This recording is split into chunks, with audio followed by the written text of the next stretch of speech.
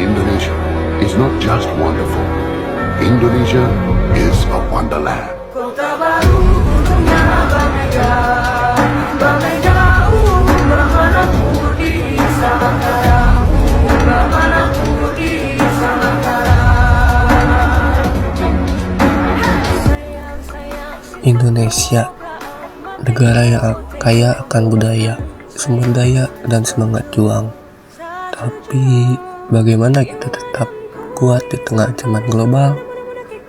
Jawabannya, ketahanan nasional.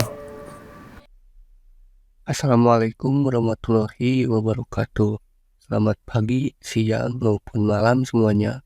Saya Rangga Distri Yanuar dengan NIM 2403855 akan menjelaskan materi tentang ketahanan nasional Indonesia. Semoga materi ini bisa menambah wawasan kita semua. Pengertian ketahanan nasional. Ketahanan nasional adalah kondisi dinamis suatu bangsa yang meliputi semua aspek kehidupan nasional secara terintegrasi. Intinya, ketahanan ini mencerminkan keuletan dan ketangguhan bangsa dalam menghadapi berbagai tantangan, ancaman, hambatan, maupun gangguan, baik dari dalam negeri maupun dari luar negeri. Selanjutnya, sejarah ketahanan nasional. Konsep ketahanan nasional mulai berkembang pada awal tahun 1960-an. Saat itu, Indonesia menghadapi ancaman dari ideologi komunisme yang menyebar dari Uni Soviet dan Tiongkok.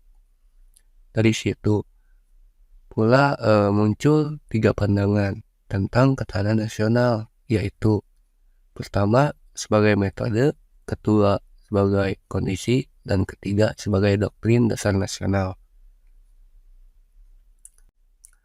Unsur ketahanan nasional dari Mahan atau Alfred Thayer Mahan, seorang ahli strategi militer, dalam bukunya The Influence of Sea Power Upon History menjelaskan beberapa unsur penting ketahanan nasional, antara lain letak geografis, bentuk bumi, luas wilayah, jumlah penduduk, serta watak nasional dan sifat pemerintahan.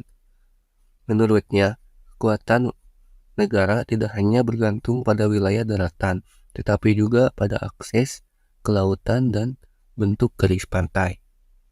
Selanjutnya, yaitu Astagatra, yaitu pendekatan ketahanan nasional. Dalam kajian akademik, ketahanan nasional lebih dilihat sebagai sebuah kondisi pendekatan yang digunakan disebut Astagatra yang terbagi menjadi 2 kelompok besar. Trigatra.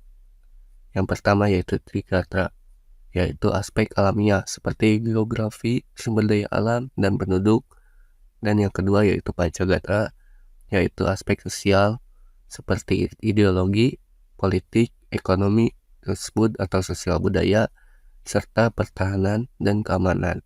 Pengembangan seluruh aspek ini harus dilakukan secara terencana, terpadu, dan berkelanjutan agar ketahanan nasional semakin kuat. Selanjutnya ada globalisasi dan ketahanan nasional. Di era globalisasi seperti sekarang, bentuk-bentuk ancaman menjadi semakin beragam. Hal ini terjadi karena semakin meningkatnya interaksi antar bangsa dan antar individu di seluruh dunia. Maka dari itu, pendekatan ketahanan nasional menjadi semakin penting untuk menjaga stabilitas negara.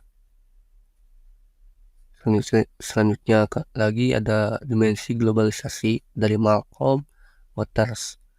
Nah, menurutnya globalisasi memiliki 3 dimensi, yaitu globalisasi ekonomi, globalisasi politik, dan globalisasi budaya. Setiap dimensi membawa pengaruh tersendiri. Contohnya, dalam politik, globalisasi menyebabkan semakin berkembangnya ideologi liberal dan demokrasi, khususnya di negara-negara berkembang. Kesimpulan, jadi ketahanan nasional adalah kemampuan suatu negara untuk bertahan dan melindungi kepentingan nasionalnya. Tujuan akhirnya adalah untuk menjaga identitas, integritas, dan kelangsungan hidup bangsa, serta mewujudkan cita-cita nasional. Demikian penjelasan dari saya. Terima kasih atas perhatian teman-teman dan Bapak Ibu dosen. Wassalamualaikum warahmatullahi wabarakatuh. Soledad, soledad.